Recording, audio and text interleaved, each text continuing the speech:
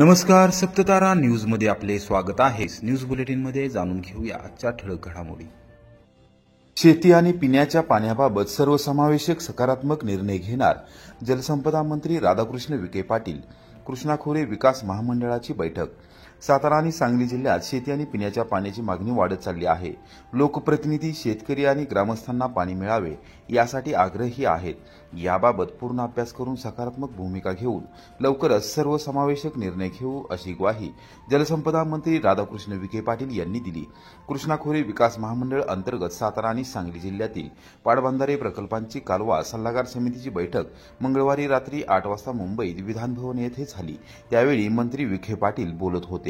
बैठकीत सांगलीचे पालकमंत्री चंद्रकांतदादा पाटील, ग्रामविकास व पंचायत राज मंत्री जयकुमार गोरे, सार्वजनिक बांधकाम मंत्री श्रीमंत छत्रपती शिवेंद्रसिंह राजे भोसले, मदत व पुनर्वसन मंत्री मकरंद आबा पाटील, माजी मंत्री आमदार सुरेश खाडे, आमदार सदाभाऊ खोत, आमदार गोपीचंद पडळकर, आमदार डॉक्टर विश्वजित कदम, आमदार समाधान अवताडे, आमदार मनोजदादा घोरपडे, आमदार बाबासाहेब देशमुख, आमदार रोहित आर पाटील, आमदार सत्यजित देशमुख, आमदार अरुण लाड यांच्यासह जलसंपदा विभागाचे अधिकारी यावेळी उपस्थित होते।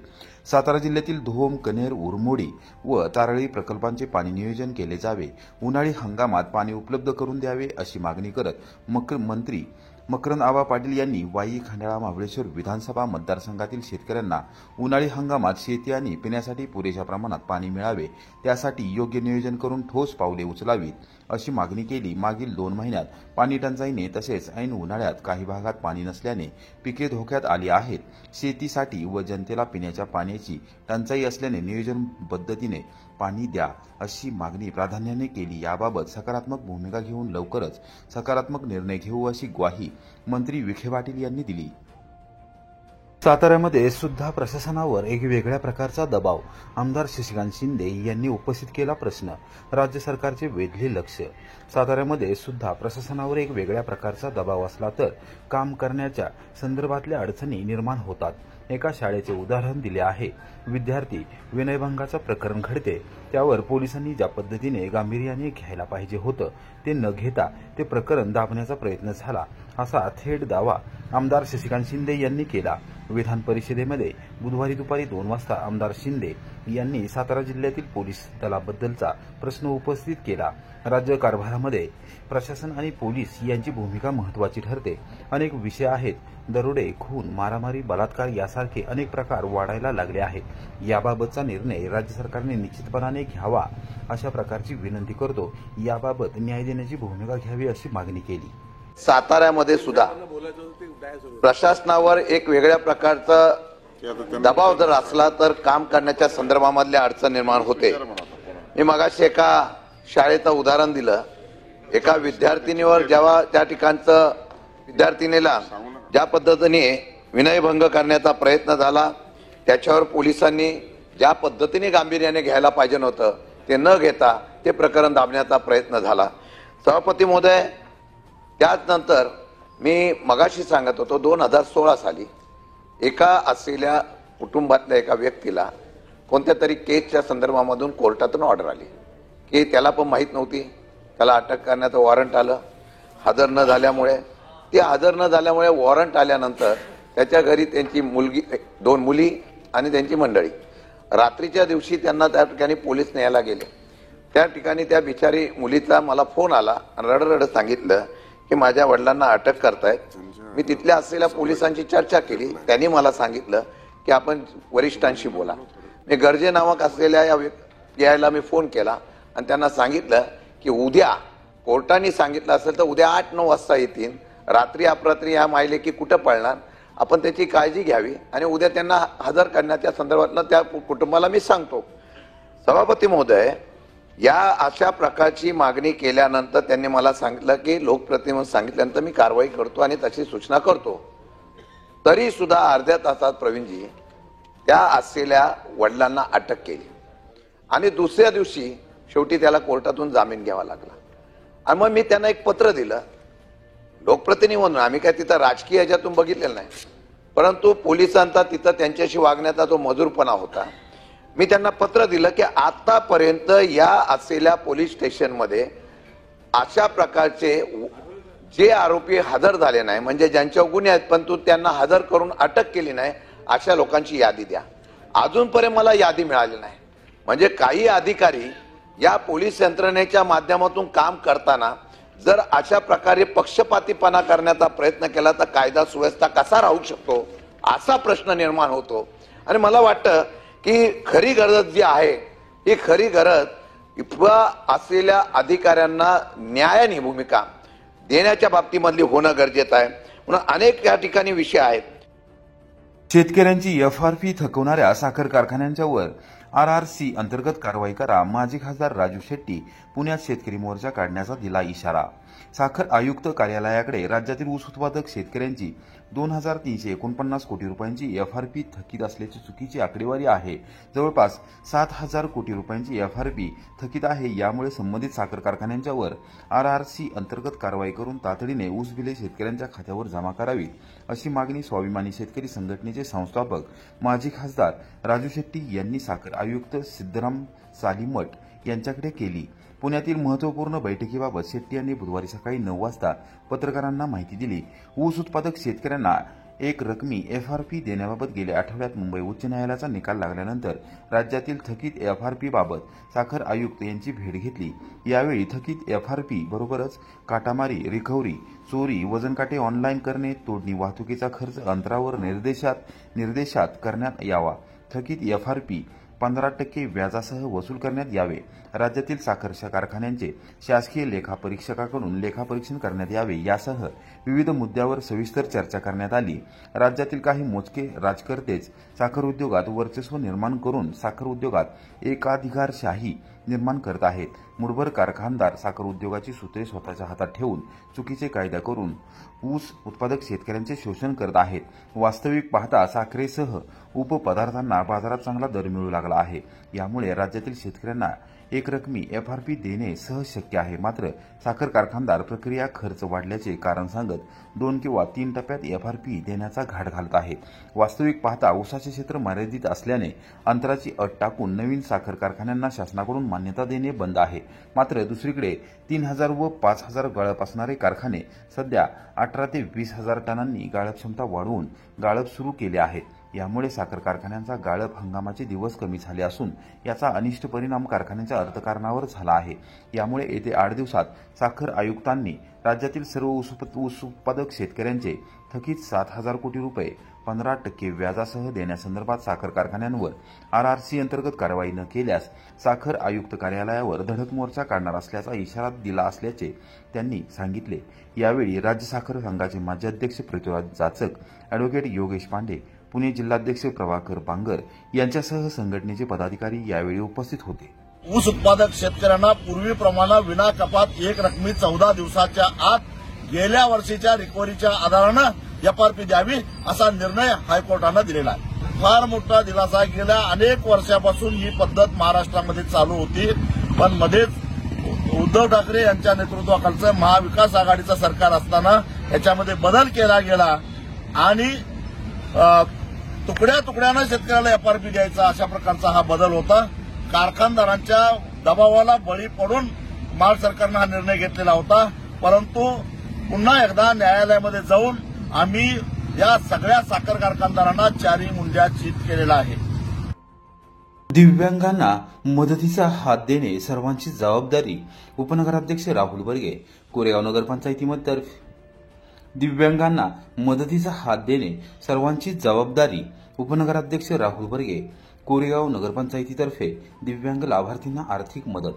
प्रत्येक दिव्यांग व्यक्ती स्वतंत्रपणे व सन्मानाने जीवन जगू शकेल हे पाहणे समाजाचे कर्तव्य आहे. तंत्रज्ञानामुळे अपंगत्वावर बऱ्याच प्रमाणात मात करता येते. दिव्यांगांना मदतीचा हात देणे सर्वांची जबाबदारी आहे. त्यांना विकासाच्या मुख्य प्रवाहात आणले पाहिजे. त्यांच्या कलागुणांना वाव मिळावा. ते समाजामध्ये सामान्य माणसांप्रमाणे मिसळून जावे हा हेतू आहे, असे प्रतिपादन उपनगराध्यक्ष राहुल रघुनाथ बर्गे यांनी केले. कोरेगाव नगरपंचायतीच्या वतीने उत्पन्नाच्या 5% निधीतून 155 दिव्यांग लाभार्थींना प्रत्येकी 2,050 रुपये याप्रमाणे निधी वाटप बुधवारी सकाळी 11:15 वाजता नगरपंचायतीच्या छत्रपती शिवाजी महाराज सभागृहात करण्यात आले. त्याप्रसंगी ते बोलत होते. नगराध्यक्षा दीपाली महेश परगे, मुख्याधिकारी विनोद जळक यांच्यासह आजी माजी नगरसेवक, नगरसेविका व कोरेगाव विकास आघाडीचे सदस्य आदी मान्यवर यावेळी उपस्थित होते. समाजातील अनेक दिव्यांग व्यक्तींकडून उत्कृष्ट काम होत आहे. समाजाने दिव्यांग व्यक्तीमधील दिव्य गुण ओळखून त्यांना प्रोत्साहन देणे आवश्यक आहे. त्यांच्या अडीअडचणी सोडवण्यासाठी, न्याय मिळवून देण्यासाठी शासन सर्वतोपरी प्रयत्न करत आहे. कोरेगाव नगरपंचायत देखील दिव्यांग लाभार्थींना सर्व योजनांचा लाभ देईल अशी ग्वाही बर्गे यांनी दिली. आमदार महेश शिंदे, डॉक्टर सौ प्रियाताई महेश शिंदे, जिल्हा बँकेचे संचालक सुनील खत्री, जिल्हा नियोजन समितीचे सदस्य राहुल प्रकाश बर्गे, कोरेगाव विकास आघाडीचे अध्यक्ष तथा प्रथम नगराध्यक्ष प्रशांत उर्फ राजाभाऊ बर्गे तसेच माजी उपनगराध्यक्ष जयवंतप्पा पवार यांच्या मार्गदर्शनाखाली कोरेगाव नगरपंचायत दिव्यांगांसाठी असलेल्या योजनांची चांगल्या प्रकारे अंमलबजावणी करण्यात पुढाकार घेईल. मुख्याधिकारी विनोद जळक हे सर्व योजनांचा लाभ लाभार्थ्यांना मिळवून देतील असा विश्वास राहुल बर्गे यांनी व्यक्त केला. मुख्याधिकारी विनोद जळक यांनी स्वागत व प्रास्ताविक केले. माजी उपनगराध्यक्ष सुनीलदादा बर्गे यांनी आभार मानले. नगरसेवक साईप्रसाद बर्गे, सागर बर्गे, सागर बिरकर, हेमंत बर्गे, प्रीतम शहा, परशुराम बर्गे, नगरसेविका स्नेहल आवटे, शीतल बर्गे, संजीवनी बर्गे, संगीता ओसवाल, वनमाला बर्गे यांच्यासह नगरसेवक यावेळी उपस्थित होते. आम्ही आयुष्यात तुमच्यासाठी काय करू शकत नसतो तरी आमच्या प्रयत्न पातळी या ठिकाणी तुम्हाला प्रयत्न करत आहे. या जास्तीत जास्त माणसांच्या पर्यंत पोहोचून एक मदत त्या ठिकाणी वाटप करत. खरं तर तुम्हाला शासनाने अपंग असल्यामुळे या 2016 साली अपंग किंवा हँडिकॅप हा शब्द शासनाने उघडून दिव्यांग हा शब्द या ठिकाणी शासनाने दिव्यांग असा दिव्य अंग तुमच्यातले काही लोक मुक म्हणजे पायाने अपंग असतात. शासनासाठी विविध योजना, सरकारी शिक्षण मला ठिकाणी सवलती देण्याचा शासनाने केला. आम्ही जर मला लाभ आणि त्यातच कार्यक्रम घेऊन आज ते देणार आहोत. आपली 150 या योजना जास्तीत आपली या ठिकाणी 155 माणसांच्या पर्यंत पोहोचून त्यांना या ठिकाणी मदत देण्याचा प्रयत्न करत असेल. कोरेगाव नगरपंचायत आपल्याला 100% सहकार्य करत असतो. इथून पुढे सुद्धा आपल्या काही अडचणी असतील तर नगरपंचायत तात्काळ सहकार्य संपर्क साधत जावा. मला नगरपंचायत सहकार्य करण्यात येईल या ठिकाणी आश्वासन देतो. कोरेगावच्या नगराध्यक्षा आणि मुख्याधिकाऱ्यांकडून राज्य सरकारची फसवणूक. कोरेगावचे नगराध्यक्ष आणि मुख्याधिकाऱ्यांकडून राज्य सरकारची फसवणूक. शहरातील सार्वजनिक शौचालयाचे राष्ट्रवादीने केले स्टिंग ऑपरेशन. नगरपंचायतीचा केला पर्दाफाश. राज्य सरकारकडून सध्या स्वच्छ सर्वेक्षण मोहिमेचे विशेष समितीमार्फत सर्वेक्षण केले जात आहे. कोरेगाव नगरपंचायतीने जुन्या आणि वापरात नसलेल्या शौचालयांची रंगरंगोटी करून त्याची माहिती सरकारला दिली आहे. एकूणच खोटे काम करत खोटे बक्षीस मिळवण्याचा नगरपंचायतीच्या पदाधिकाऱ्यांचा आणि मुख्याधिकाऱ्यांचा प्रयत्न आहे, असा आरोप राष्ट्रवादी काँग्रेसचे शरदचंद्र पवार पक्षाच्या प्रमुख पदाधिकाऱ्यांनी केला. बुधवारी सकाळी 10 वाजल्यापासून त्यांनी 4 प्रभागामध्ये स्टिंग ऑपरेशन करत सार्वजनिक शौचालयांची दुरावस्था माध्यमांसमोर आणली. एकूणच मुख्याधिकारी राज्य सरकारची फसवणूक करत असल्याचा आरोप यावेळी करण्यात आला. राष्ट्रवादी युवक काँग्रेस शरदचंद्र पवार पक्षाचे कोरेगाव विधानसभा मतदारसंघाचे अध्यक्ष प्रीतम बर्गे आणि आमदार शशिकांत शिंदे यांचे कट्टर समर्थक सामाजिक कार्यकर्ते दिनेश सनस यांनी शहरातील प्रभाग क्रमांक 1, 11, 12, 13 मध्ये असलेल्या नगरपंचायतीच्या सार्वजनिक शौचालयांची परिस्थिती माध्यमांद्वारे शहरवासीय, तालुकावासीय, जिल्हावासीय आणि राज्यातील सर्वसामान्य जनतेच्या निदर्शनास आणून दिली. नगरपंचायतीमध्ये सध्या अनागोंदी कारभार सुरू असून राज्य सरकारची जाणीवपूर्वक दिशाभूल केली जात आहे. या संदर्भात आमदार शशिकांत शिंदे यांनी विधिमंडळाच्या अर्थसंकल्पीय अधिवेशनामध्ये मंगळवारी विधान परिषदेत कोरेगाव नगरपंचायतीच्या स्वच्छ सर्वेक्षणाबाबत प्रश्न उपस्थित केला होता. राज्य सरकारच्या वतीने मंत्री उदय सामंत यांनी याविषयी नगरपंचायतीची तपासणी करण्याचा शब्द देखील दिला आहे. प्रत्यक्षात मात्र कोरेगाव नगरपंचायतीत एक कल्ली आणि अनागोंदी कारभार सुरू आहे. नगराध्यक्ष आणि मुख्याधिकारी हे सर्वसामान्य जनतेच्या डोळ्यात धूळफेक करत कामकाज करत आहेत. 4 प्रभागांमध्ये सार्वजनिक शौचालयांची अत्यंत दुरावस्था झाली आहे. सर्वेक्षण समिती येणार म्हणून शौचालयाच्या बाहेरच्या बाजूला रंगरंगोटी करून हजारो रुपये वाया घालवण्यात आले आहेत. प्रत्यक्षात मात्र शौचालयाची अवस्था बिकट झाली आहे. काही शौचालय पूर्णपणे बंद पडले आहेत, काहींची भांडी मोडली आहेत, तर काही ठिकाणी स्विमिंग पूल तयार केला आहे. लक्ष्मीनगर येथे सार्वजनिक शौचालयाच्या ठिकाणी इतकी विदारक परिस्थिती आहे की 2 कुत्री तेथे मरून पडली. नगरपंचायतीने मेलेली कुत्री बाहेर काढण्याचे धाडस देखील दाखवले नाही. एकूणच नागरिकांच्या आरोग्याशी नगरपंचायत खेळत असून त्याला पूर्णपणे मुख्याधिकारी जबाबदार आहेत, असा आरोप प्रीतम बर्गे यांनी केला. दिनेश सनस यांनी नगरपंचायतीच्या गैरकारभाराचा पंचनामाच केला. सार्वजनिक शौचालयाच्या उभारणीपासून देखभाल दुरुस्ती आणि डागडुजीसाठी लाखो रुपये खर्च केले जात असल्याचे दाखवले जाते. प्रत्यक्षात मात्र कोणतेही काम केले जात नाही. नागरिकांच्या आरोग्याशी खेळण्याच्या नगरपंचायतीचा प्रयत्न असून त्यातून खासगी डॉक्टरचे दवाखाने कसे गर्दीने भरून जातील याकडे लक्ष दिले जात आहे, असा आरोप त्यांनी केला. नगराध्यक्ष आणि मुख्याधिकारी हेच कोरेगावकर जनतेची फसवणूक करत असून राज्य सरकारची देखील त्यांनी फसवणूक केली आहे. सार्वजनिक शौचालयांची बिकट अवस्था आज आम्ही समाजासमोर आणली आहे. येत्या 8 दिवसात त्यांनी या शौचालयाची दुरुस्ती न केल्यास बँड बाजा वाजवत सार्वजनिक शौचालयांचे बारसे घातले जाईल. त्याला सर्व पदाधिकाऱ्यांना आमंत्रित केले जाईल आणि कोरेगावकर नागरिकांना त्याबाबतची माहिती दिली जाईल, असा इशारा प्रीतम बर्गे व दिनेश सनस यांनी दिला.